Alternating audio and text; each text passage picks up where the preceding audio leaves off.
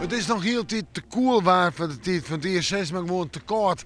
En ze zult de komende dagen niet wat bloeien. Gewoon wij lezen de maximumtemperatuur nu daar zomaar bij de zonnetje of de 18 graden in. Ja, we komen er net aan ta. Misschien tak een week dat het dan wat meer opwarmt vanuit deze of wijze.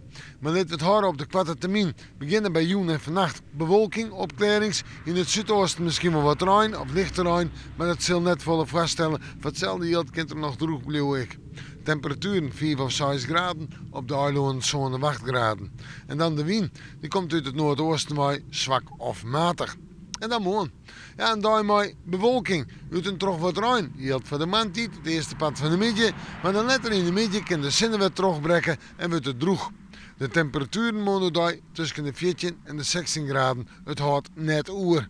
De wind die draait naar het westen en het zuidwesten, letter matig en vrij krachtig. En dan het fruitzog. Dan komen we op fruit uit, maar een bui of een buiken. Maar dat zal ik net al te volle vaststellen. En het kan zelfs voor hetzelfde heel droog blijven. Dus zin er even bij, temperatuur 15, 16 graden. Maar ja, ze blijft dat ik in het weekend op sneeuw, dan wel een droge dag, dat is mooi naam. Bossam, 15 of 16 graden. En sneeuw wordt het een echt wierte dag zit nou steeds. Ik zei het al, tak een week, de opwarming. Maar we moeten morgen maar weer even in het waarsje.